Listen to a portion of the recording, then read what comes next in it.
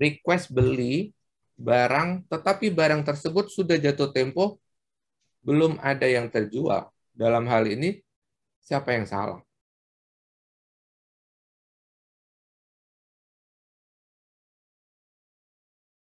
Ketika ada tim operation,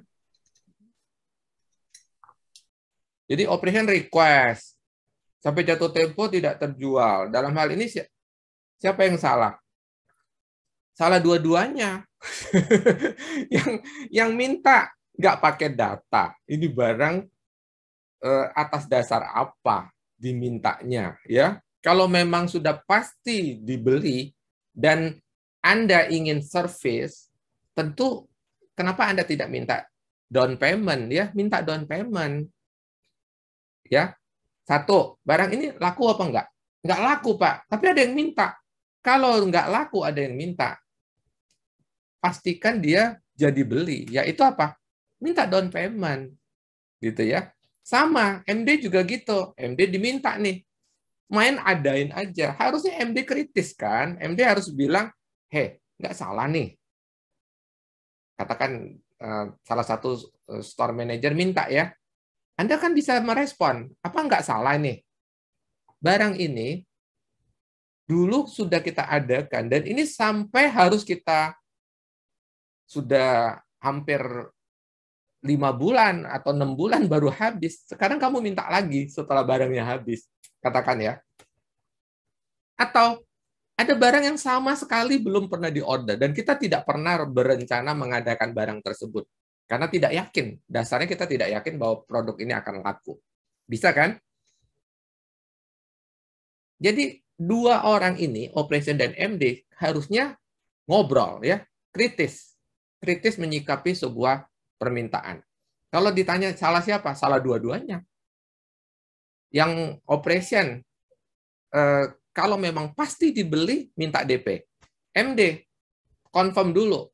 Yakin bisa jual? Karena saya tidak adakan, karena saya punya alasan mengapa saya tidak adakan, ya, daripada menjadi barang slow moving atau barang mati. Tapi operation bilang, loh ini sudah di DP kok, orangnya pasti ambil. Adakan. Ya, tapi kalau sekedar meladeni permintaan toko tanpa dasar, tanpa data, tanpa sebuah argumentasi yang bisa dipertanggungjawabkan, kalau terjadi salah, kan kita tidak bisa main tunjuk salahmu, nggak bisa juga ya, karena kita kan punya tugas dan tanggung jawab sendiri, yaitu kalau saya adakan dan ternyata tidak terjual dan inventory turnover saya membengkak tinggi, ujung-ujungnya apa? Cash flow, ya, ujung-ujungnya cash flow. Kita juga satu perusahaan yang menanggung, begitu. Ada nih dari Pak Hendra. Ya, silakan Pak. Ini nggak kebaca di saya. Oh, Mbak Lia malah yang kebaca. Ada supplier. Oh, Pak Hendra salah pencet nih, kayaknya direct message ya. Oh ya, Pak Hendra nggak apa-apa itu tadi. Baru Mbak Lia nanti. Ya, nggak usah dibaca lah, Pak Hendra. Kalau direct message kan belum tentu mau dibacakan. Ya. Ibu Lia. Bu Lia kenapa tuh Pak? Di saya baca terus hilang dia. Dia takut sama Mbak Riri. Betul. Ada supplier, ini Mbak Lia nih, ada supplier yang sistemnya kasih harga sesuai kuantiti pengambilan. Kuantiti pengambilan harus besar agar dapat harga murah. Tapi kuantiti itu tidak nutup ITO kita. Jadi kita order sesuai ITO dengan harga lebih mahal. Saja, Pak. Ya betul. Betul, Mbak Lia. Kalau saya jadi pemasok, saya juga begitu ya. Saya akan bilang ke MD Ibu, Bu, kalau Ibu ambil segini, saya tambahin diskon. Nah, balik lagi ya, itu ilmu MD banget ya. MD kita juga MD pakai data dong, jangan main jangan tergiur ya. Seperti tadi Mbak Riri ditawarin, Mbak ambil segini banyak, terus Mbak Riri bilang, "Hah, 1 bulan? Saya mau taruh di mana?" gitu ya. 1 bulan cuma ditambahin diskon, katakan Mbak ditambahin diskon 2%, tapi Mbak Riri harus ambil segini. Nah, segininya itu kita harus tahu. Apa saya butuh segini? Karena apa? Muncul masalah ikutan. Contoh gudang, personel, Simpan barangnya. Saya kehabisan tempat untuk naruh barang lain gara-gara menuin Mm-mm. gudang saya dengan barang yang sebenarnya saya bisa beli mingguan gitu ya. Artinya Betul. gini Mbak Lia, secara singkat, kemampuan negosiasi MD kita yang diperbaiki. Mm. Kalau saya akan dapatkan harga yang dia maksud tanpa harus mendobel pembelian saya. Mm. Ya dong, jangan terbalik ya. Iya. Terbalik. MD kita malah jadi ikut permainannya dia. Mm. Ya dong. Betul. Ya, kita harus in control ya. Kita harus yang mengendalikan keadaan. Iya. Jadi saran saya Mbak Lia, perbaiki kemampuan negosiasi orang kita. Mm-mm. Ya, tidak berarti semua saran dari pemasok harus kita terima. Lah ngapain kita punya merchandiser ya? Merchandiser salah satu tugas pokok merchandiser apa? Negotiation. Sias. Iya. Betul ya? Mm. Kalau tidak punya merchandiser, barulah kita pusing karena tidak ada yang mampu menegosiasikan kondisi pembelian. Tapi kalau ada MD, ada merchandiser, salah satu tugas tanggung jawab dia adalah menegosiasikan kondisi pembelian terbaik buat kita, buat perusahaan Mm. kita. Apakah itu TOP, apakah diskon pembelian, apakah quantity, ketepatan waktu harus dipastikan.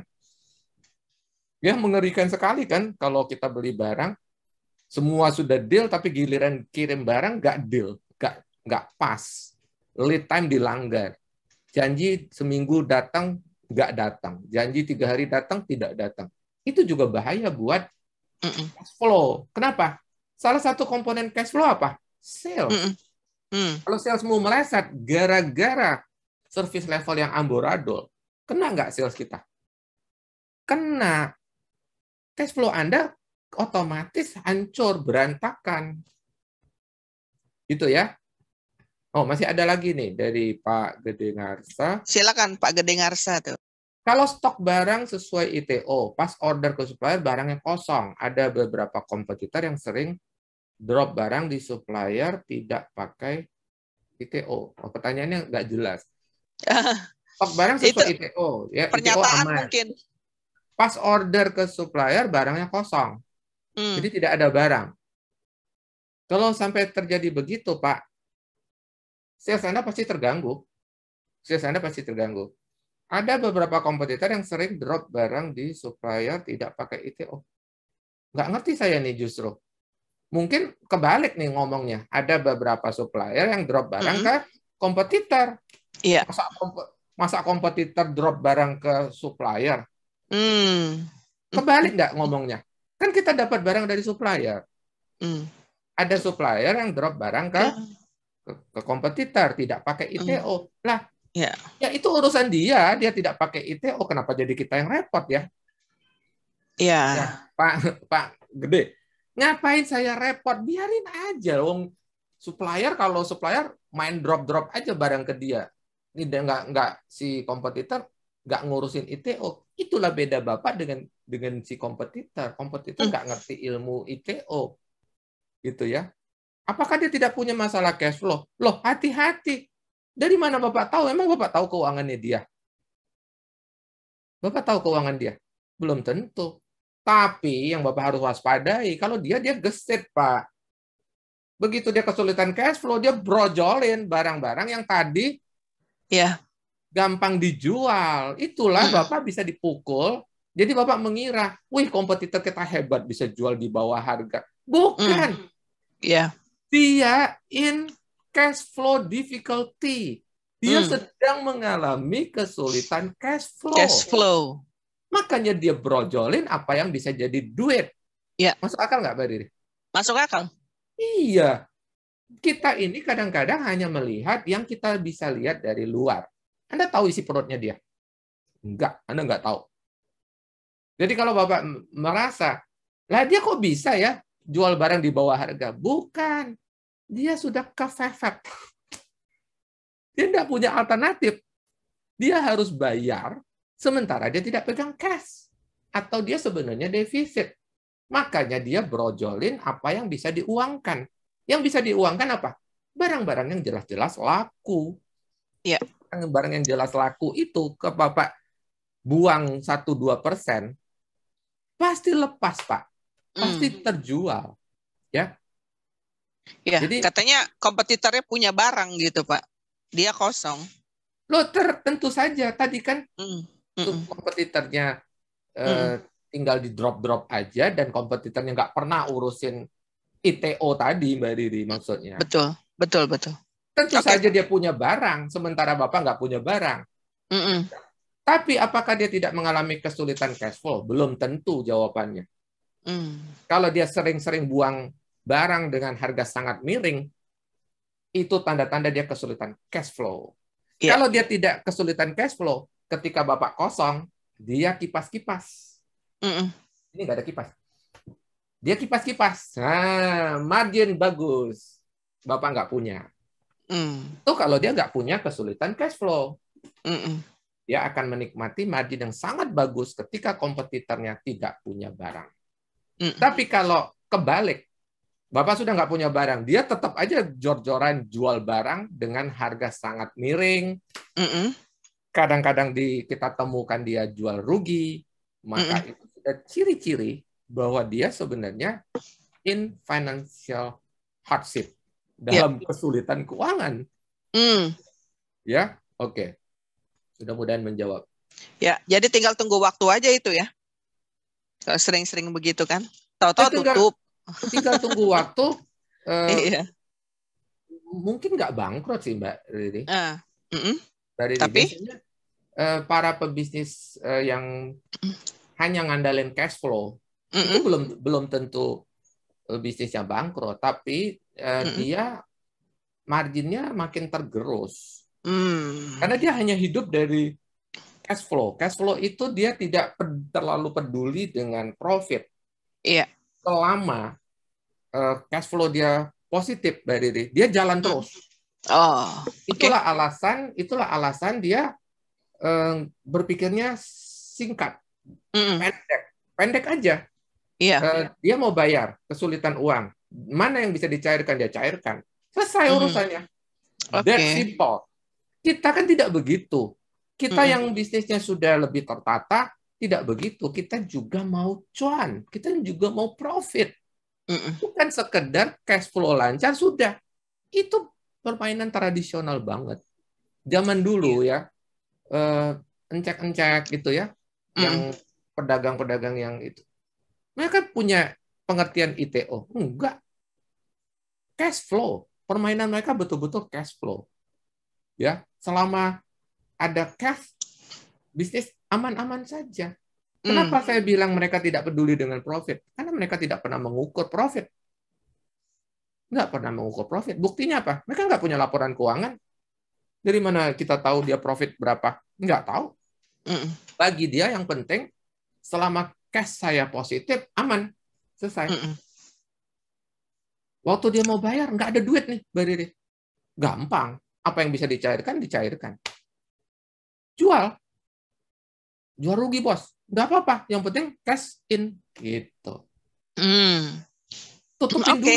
Gitu. Kenapa? Kan trust, kan? Bagi mereka itu trust lebih penting, Mbak Riri. Cuan nomor 2, trust. Orang tagih harus bayar. Betul. Gitu ya. Jadi apa yang ada dicairkan. Termasuk kalaupun harus jual minus. Nggak apa-apa. Yang penting trust nggak boleh dikorbankan. Kalau kita ini kebalik. Kadang-kadang kebalik. Kita dengan alasan cash flow dan sebagainya, kadang-kadang kita mengorbankan yang namanya trust. Iya. Itulah mengapa kita bisa kalah dengan pemain-pemain tradisional yang modalnya sebenarnya ilmunya sebenarnya nggak kompleks, sederhana sekali. Mainan pebisnis tradisional itu cash flow, ya. Mereka sangat pandai menjaga cash flow. Selama cash flow-nya positif, mereka jalan terus, gitu ya. Dan mereka ngerti yang namanya perputaran barang, tetapi tidak mengukur sejelimet kita. Kenapa? Biasanya barang mereka juga tidak sebanyak barang para peritel yang bermain di retail modern. Mainan mereka, para grosiran itu, mainannya nggak banyak. Iya. barangnya itu aja. Ya, oke. Masih ada 1 menit? Ya, betul ya? Iya. 2 menit. Silakan. Atau 1 sudah pertanyaan lagi sebelum kita menyudahi episode 61. Silakan. Sudah tidak ada? Menarik ya Menarik. topiknya sebenarnya ya. Oke. Ada Betul. lagi? Tadi ada hawar-hawar suara? Tidak ya? Tidak ada. Oke. Baiklah, kalau begitu ada pengumuman terakhir mungkin Pak Kris sebelum berfoto ini. Ya, pengumuman seperti tadi saja, singkat, padat, jelas, bahwa saya mengingatkan teman-teman jangan sampai terlewat di workshop kita yang akan diadakan 11 Juni, 5 strategi Jitu mengelola availability. Sebenarnya ini lanjutan dari 3 strategi sebelumnya. Ya. Ada 5 strategi yang kali ini fokusnya kepada lebih banyak mengurusi bagaimana kita mengelola ketersediaan barang kita. Ini termasuk tadi yang Mbak Riri dan Pak Tatan sebutkan, itu salah satunya ada di dalam sini. Strategi adalah what to do, ya, apa yang harus Anda kerjakan ketika Anda ingin mengelola ketersediaan barang Anda lebih baik, karena ketersediaan barang adalah salah satu faktor penentu penjualan, ya. Jadi kalau Anda ingin mengamankan sales Anda, otomatis Anda harus tahu, harus paham apa yang mempengaruhi sales, ya.